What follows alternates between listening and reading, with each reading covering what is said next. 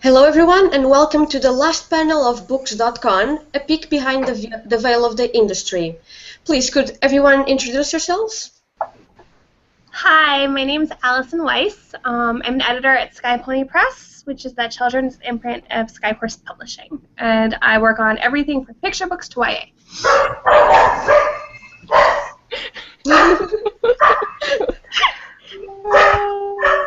Sorry, guys. It's okay. My name is Mikkel George, and I am an acquisitions editor at a small press in Utah called Jellyfish Press, and I'm also an author publishing with HarperCollins. Hey guys, my name is Eric Smith. I'm a literary agent with PS Literary, and I'm also an author with Bloomsbury Spark and Jellyfish.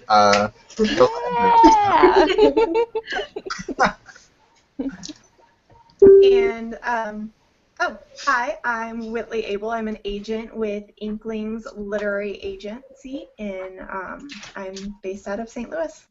So, yeah, thanks for having me. Thank you for being here.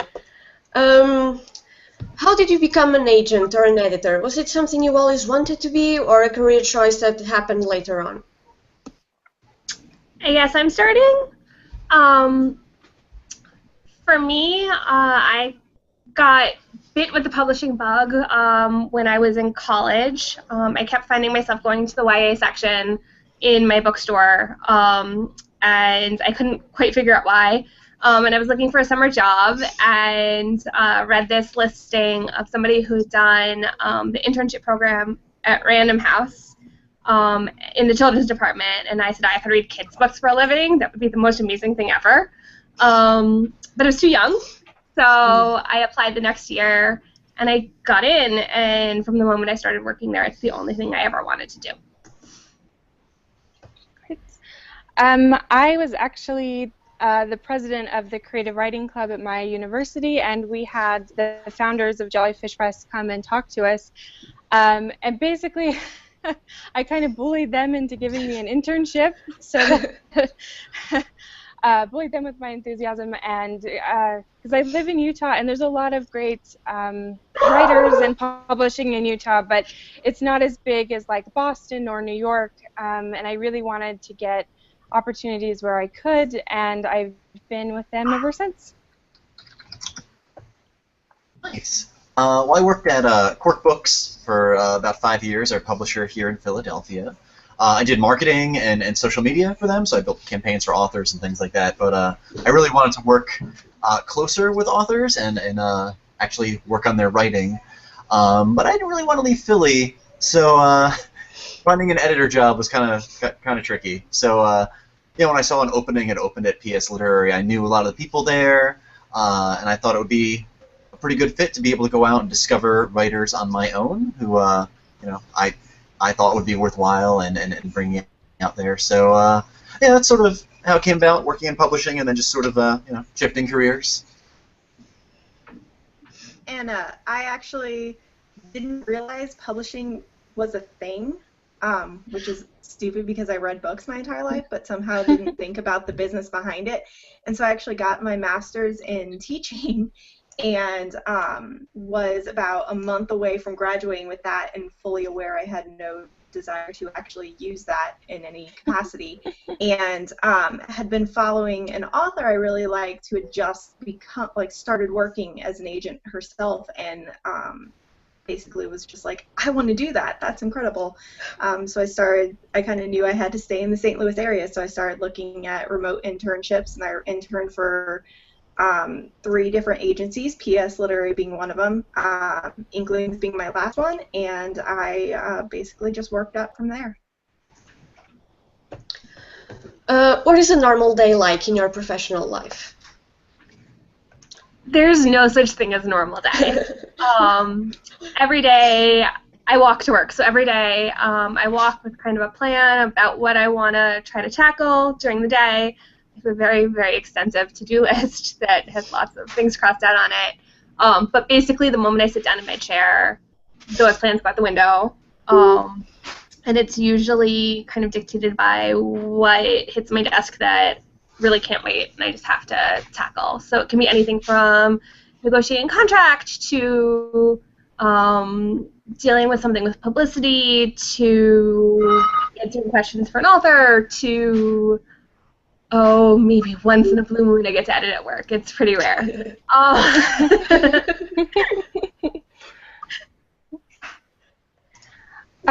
Yeah, so my day is kind of similar. I actually work part-time at Jellyfish Press, so I'm only there kind of in the mornings, so I have about 4 hours, and it's really similar to Allison. Things just get prioritized.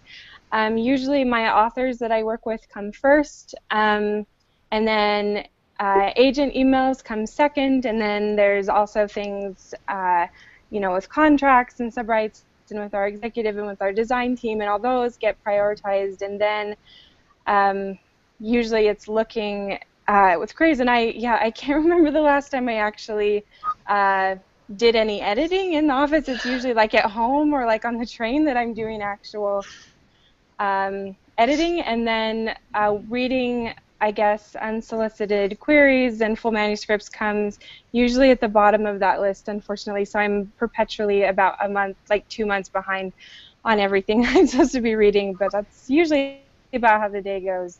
I'm probably worse.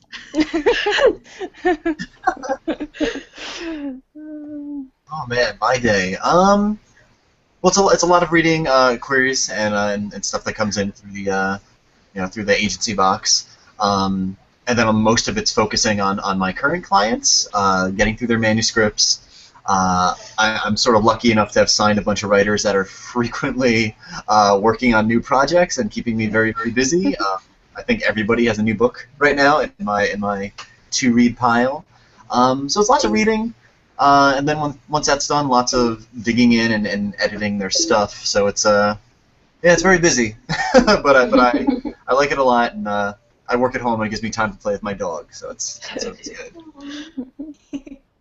Mine's like kind of a mash between Eric and Mikkel's. I actually, since I'm still a newer agent, actually work a full-time job as well, just because I have to.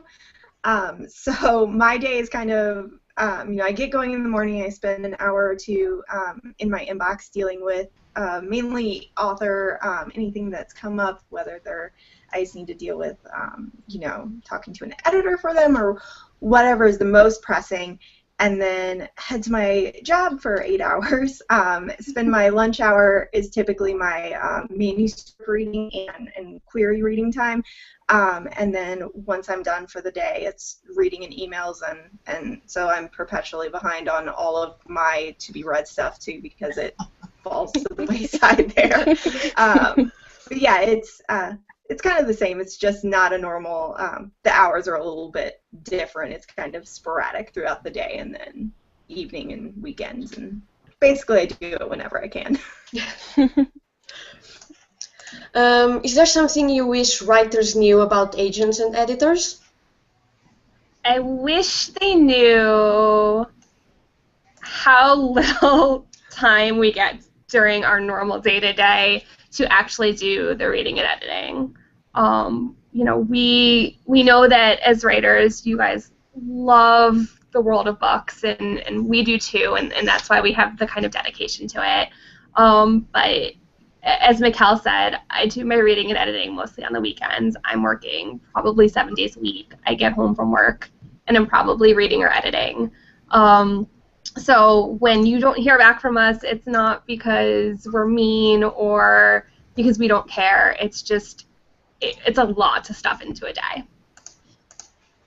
Yeah, I would totally agree with Allison. I wish people knew that too. And I also wish that they realize that we don't like rejecting people, and we love books, and we love finding good stories, and it really sucks when because I've rejected books that I actually really like, and I don't have room for them on my list, or we just acquired something really similar, or it's just not going to work, like with the timing or something else, but it has nothing really to do with the quality of the book, and it's actually really good writing, and the author sounds really cool. And so I wish that because sometimes I think the idea they just see people, you know, like hitting the reject automatic form button again and again and like not caring. But it's really hard to reject people too, and it's hard to reject books sometimes even that you like. Yeah, I think mine would be to not be so scared. I mean, I wish writers knew that agents and editors are, you know, that we need you desperately, and it's not this I don't know, scary process. You know, I can't tell you how many times I've gone to a conference and done those like one-on-one pitch sessions or dished out advice, and someone's just like super nervous and really anxious, and it shouldn't be that way. You know, you're just two people having a conversation trying to make a book baby. Yeah, it's. I wish writers knew that we're all approachable. We all love the same things. So yeah, take it easy. I agree, and if you're like me, if I'm at a conference, I'm probably just as nervous, if not more nervous than the authors, because not only do I have to, I'm a reader, so not only do I have to take the act of reading and respond to you verbally, but also come up with my thoughts at the same minute to give you feedback, and I chose written word for a reason. I am not a face-to-face conversation person, so I'm terrified of the conferences as well. Was there ever a time when a relationship with a client didn't go so well? And how did you deal with that? You know, sometimes with the best intentions, it's just not a great fit, whether that's as an editor or as an agent. And you know, I think the most important thing is that you just have to always be professional at all times. You know, you do what you need to do to work through the problem, but you know, always try to maintain a good working relationship. I don't believe in burning bridges because it's a really small community, and it will all come back around. And you just have to soldier through. And then you learn from your mistakes, and hopefully next time they arise, you make a smart decision. Yeah, I agree, and sending edit letters is kind of hard. I usually send my first one, which is like anywhere from like 5 to 7 pages of notes about what I would like changed, and I just kind of like be like, and I hope you don't hate me, and like make a voodoo doll and start stabbing me like tonight. Like I kind of like wait for those 24 hours to see if they're totally gonna like want to burn me alive. But I think at least the authors that I choose to acquire are usually part of the reason I want to acquire them is because we get along well and we like our vision for the book matches. There was an author we worked with who her editor left Jellyfish Press and went to a new opportunity, and so her book kind of got passed to me, and it wasn't a book. And I remember I sent that edit letter, and she was furious. She didn't like my ideas at all. But I think it's like Allison said, you just kind of stay professional and kind of take a step back. And make sure that you listen to the author and make sure that you are hearing their needs. And at the end of the day, we ended up switching with an editor who kind of understood her book a little bit better, and it was fine. And everyone kind of moved on and felt okay about it, and it was great. But I mean, it happens sometimes that you just don't click that way. Yeah, I've only had it happen once, you know, since I've started agenting, and I've only been agenting a year. I guess it was more of a learning experience for me in terms of trying to figure out what clients are right to work with. You know, for me, I need to talk frequently with them and be really friendly. And if that kind of relationship isn't quite happening, it's usually a sign that it's not going to work. So now I sort of feel that out when I do those author calls to see if we're actually going to have one of those you know, close relationships. And if it doesn't seem like it, then it probably isn't the right fit. Yeah, I agree. I mean, I've been really lucky with my client list, but it's the original author call is so much more important to me now to actually feel out how it will be and kind of save that, even though I'm intending to offer, save that offer towards the end because, you know, I discuss revision plans on the call and I discuss how I work with the authors, and so that's really kind of the time to mitigate if there would be a possible problem. So I actually haven't had any, but I agree that, you know, if it does come up, you have to address it from the get-go and address it professionally, and not point fingers or anything like that, I guess. And on the other hand, do you have any funny stories you'd like to tell? Something interesting that happened with your clients? Anything to leave the bad mood behind? I'm sure that I have some, but I can't think of any right now. Or with colleagues? I'm sorry, Diana? Or with your colleagues and people from the industry in general? Oh, I have plenty of funny stories there, but I think my colleagues would kill me if I shared them. I'm kind of the same way. I mean, it's so funny because I love all of the authors that I sign, but they're each different, and I interact with each of them a little differently. And I think I have some funny stories, yeah, with our just at Jollyfish Press, some of our meetings, but I don't think I should share any of them either. So yeah, moving on. Okay, I understand. Eric has no shame. Yeah, I have one. So for me, you know, I'm a big YA fan, a big reader, and I managed to sign, 3 of my clients already are published YA authors, and I was a really big fan of their books before I was able to pick them up. So, you know, I still have my serious fanboy moments whenever I talk to them. And like those initial author phone calls were full of me, you know, maybe being more of a fanboy than a professional. But I like to think of myself as a fan first and an agent second, so it was okay. And they bust my chops about it, so that's good.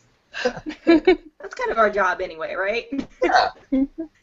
No, I think I just finished edits a couple weeks ago with one of my clients, and I mean, maybe not a super funny story, but at one point we were discussing a particular character's plot line, and she ended up, I can't remember how we were discussing it, but she ended up just having to be like, stop being so political for a moment. Like, stop with your thoughts and think of the character, because I was just letting my own like agendas get in the way.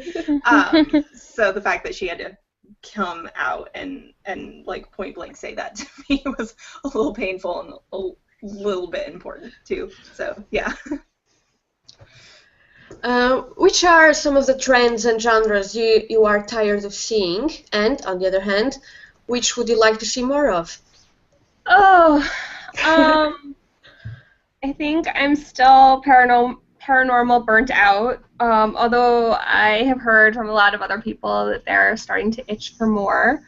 I've never been, you know, a big issue book girl, and those continue to go strong.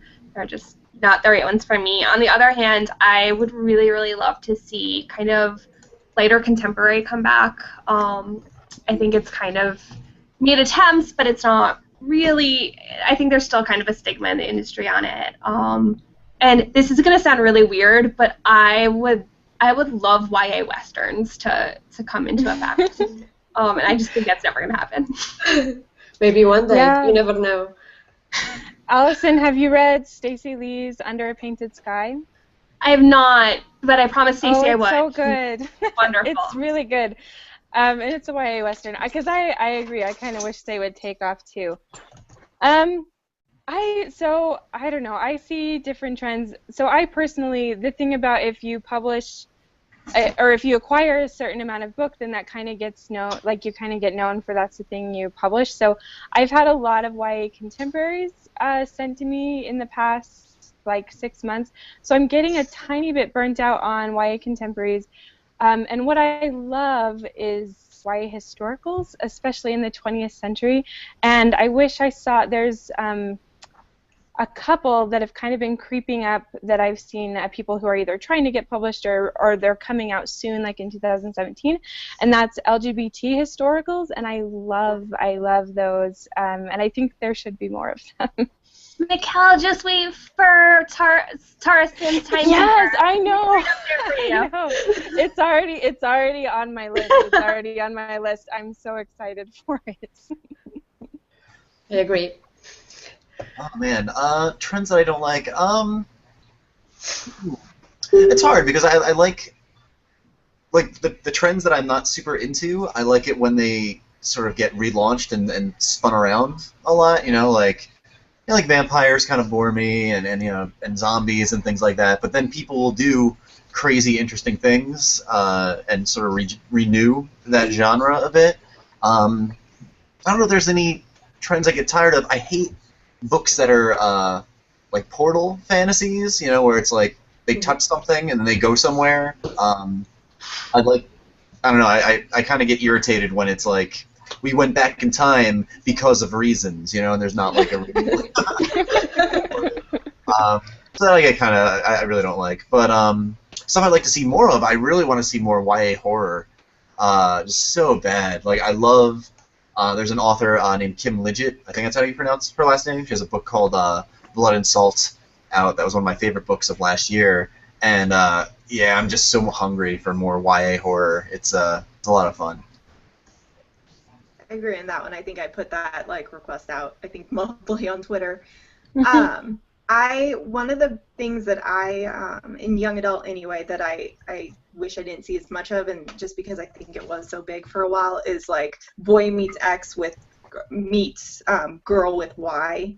And so it's not quite sicklet, but the different diversities, and I'm very I want diversity, but it just seems almost gimmicky sometimes when it's just this and this thrown together.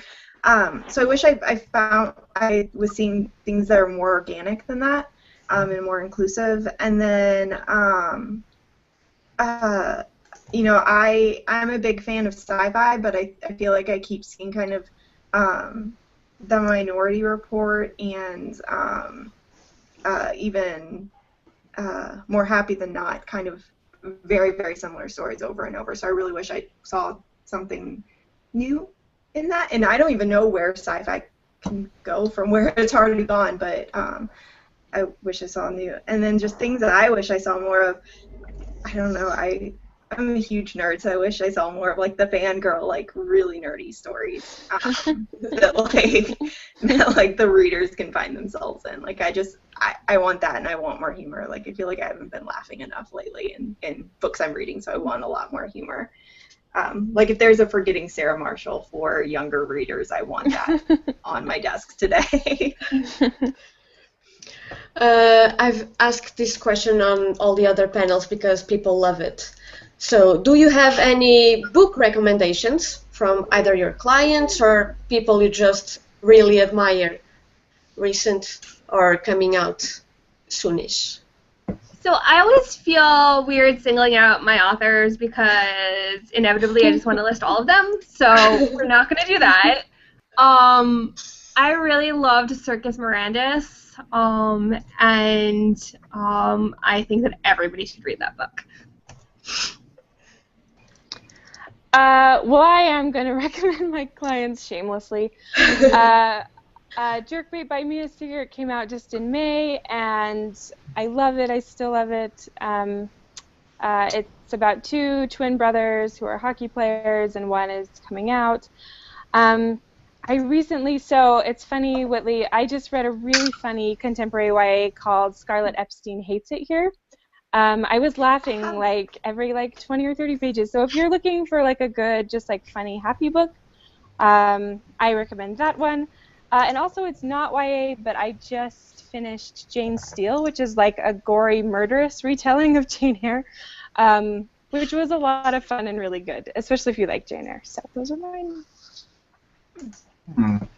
Let me see. I finished last month. I read this book, Meet Me Here by Brian Bliss.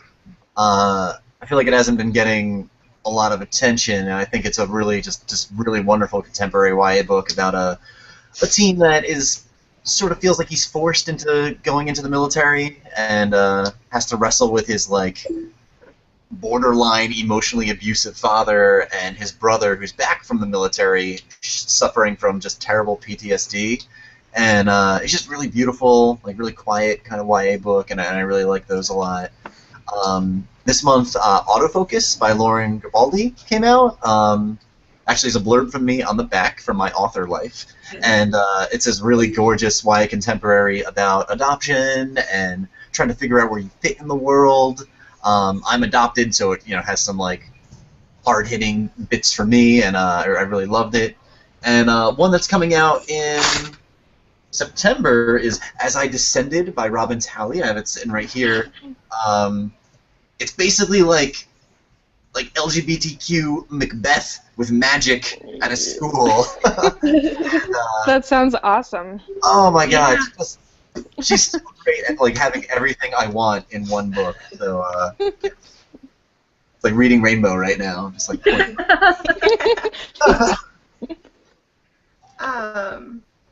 Not exactly a newer book, but I just recently finished. Oh my gosh, The Rest of Us Just Live Here. Oh yeah. I think it's Patrick Great Ness. book. So good. it took paranormal and made it exactly what I wanted to see that I was never seeing.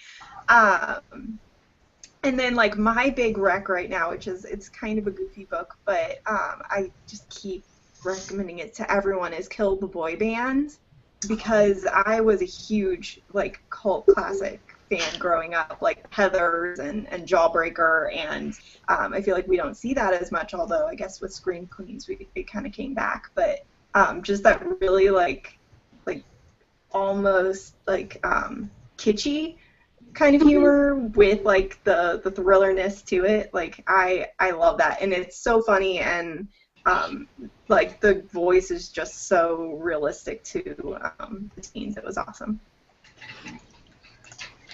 A question I got from the audience. What are your thoughts on trying to diversify the industry more and creating more remote opportunities, like internships? I'm all for that. I think the more voices that we have on the selecting side in terms of editors and agents, the better reflections we're going to see. I think we need to be continuing to tackle diversity on every single level of publishing. So everything that I can and we can do. Yeah, I totally agree. I think diversity is hugely important, and I love that it's getting a lot more attention now than it has in the past in the industry. And I can't remember who was talking about it before, because I think it is hugely important, especially own voices and giving people, not just authors, but also agents and editors and everyone in the industry a chance to represent these different diverse backgrounds. I also think it's tricky because you want to make sure that it doesn't stray into the realm of just becoming trendy and like another kind of sticker to put on your manuscript as a reason for it to sell, and to truly represent those voices like with integrity and honesty. Yeah, I really agree with the industry needing to become more diverse. I feel like it starts there as much as it does with actually having the books that are diverse, having editors that are diverse, agents. I think that'll definitely help. On my side of things, I love just like skimming through the own voices hashtag and finding stuff in there. So it's I'd love to see more of those remote opportunities happen, as well as more people getting hired at publishing houses. I completely agree. I mean, I scroll through the own voices and DB Pit, and I look for those, but sometimes maybe I'm not I'm not the most diverse person, so maybe I'm not if I try to edit, maybe my suggestions aren't that great. So I'm glad that we're getting more voices, not only at the writer side, but at the agent and editor side of it too, because I think that's important. We need to have it all the way through and not just the writers that we're requiring. And as far as the remote options go, I think that's great. I mean, that's entirely how I came up, so I think that's awesome for anyone that does it. Yeah. Yes, it is. That's all the questions I have. I don't know if anyone wants to add anything about anything at all. It's the last. It's the last panel. It's the last panel of the convention. So The convention was awesome. thank you. Thank Thanks you. so much to Diana for pulling it together. Thank you. Thank you. Yes, And thank everything is going to be available on YouTube forever and ever for free. So Oh God. people can check that out there.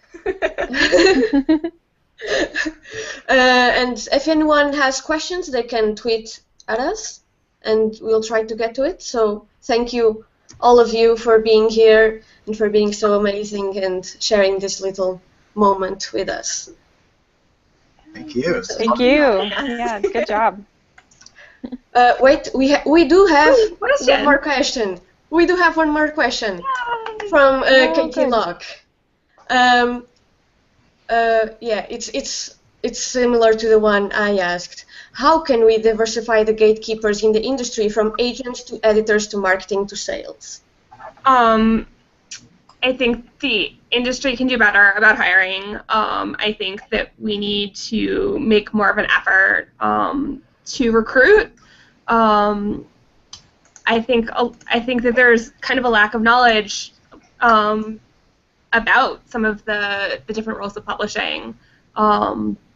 And so I think it's just as much our job to be championing our authors as to be championing the industry, and that this is a career path that that you may want to engage in.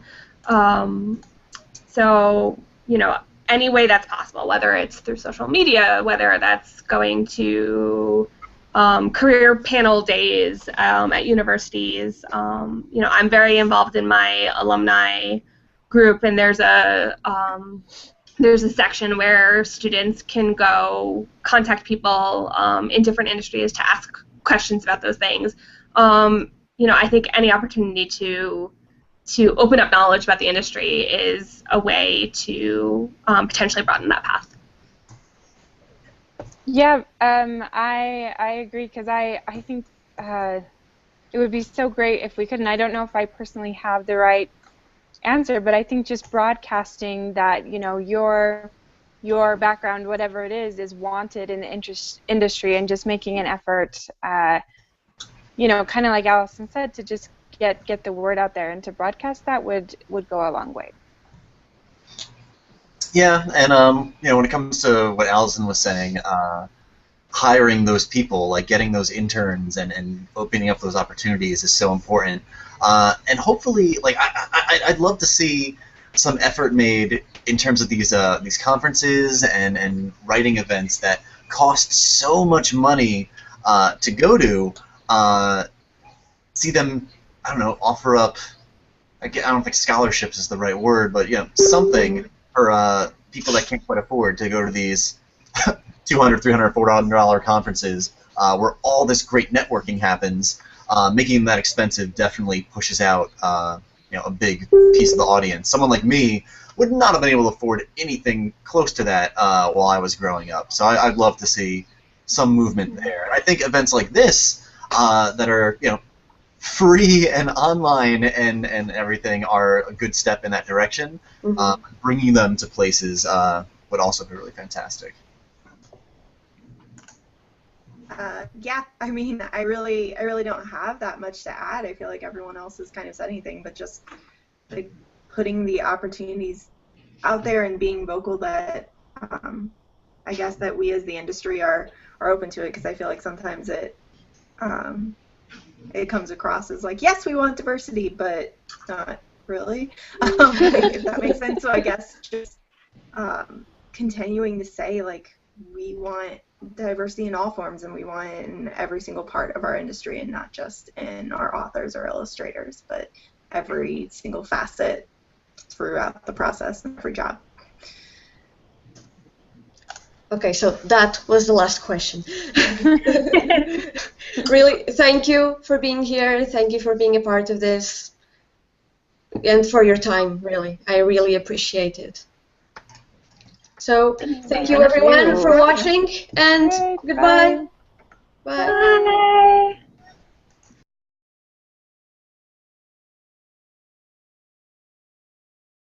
Bye. What is a normal day like in your professional life? There's no such thing as a normal day. Every day I walk to work. So every day I walk with kind of a plan about what I want to try to tackle during the day. I have a very, very extensive to-do list that has lots of things crossed out on it. But basically, the moment I sit down in my chair, those plans go out the window. And it's usually kind of dictated by what hits my desk that really can't wait and I just have to tackle. So it can be anything from negotiating contract to dealing with something with publicity to answering questions for an author to, maybe once in a blue moon I get to edit at work. It's pretty rare.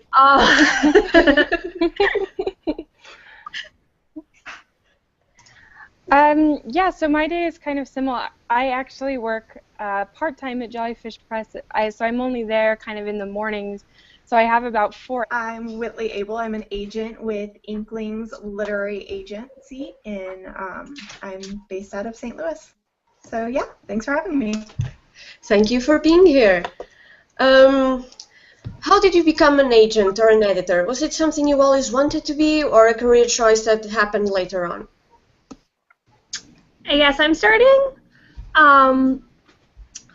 For me, I got bit with the publishing bug when I was in college. I kept finding myself going to the YA section in my bookstore, and I couldn't quite figure out why.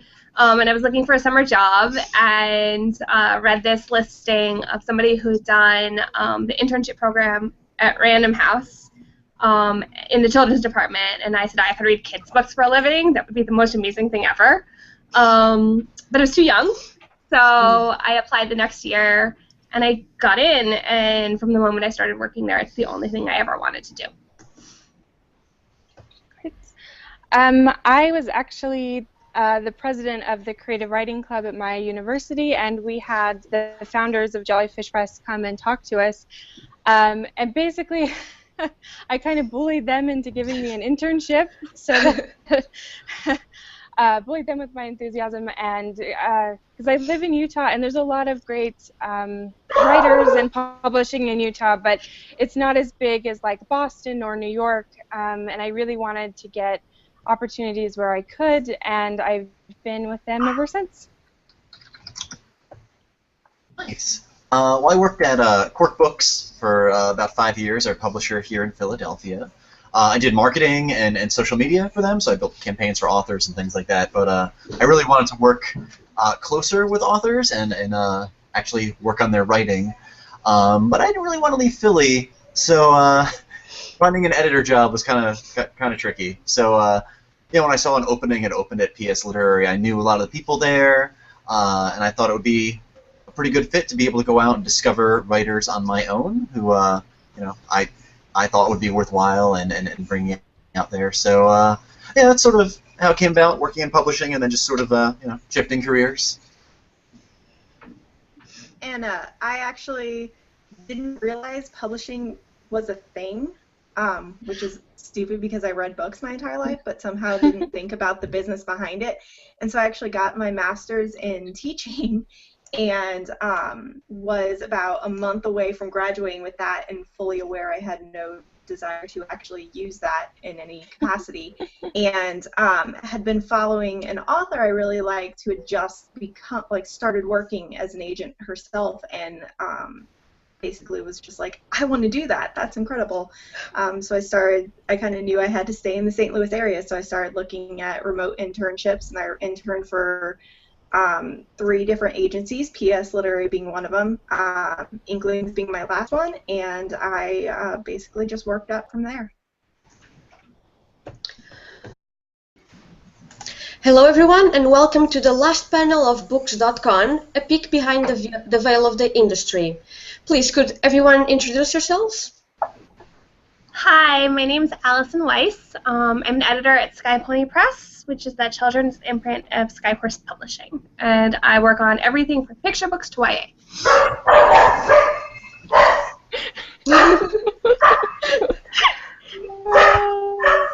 Sorry, guys. Okay. It's okay. My name is Mikhail George, and I am an acquisitions editor at a small press in Utah called Jellyfish Press, and I'm also an author publishing with HarperCollins. Hey guys, my name is Eric Smith. I'm a literary agent with PS Literary, and I'm also an author with Bloomsbury Spark and Jellyfish. Yeah.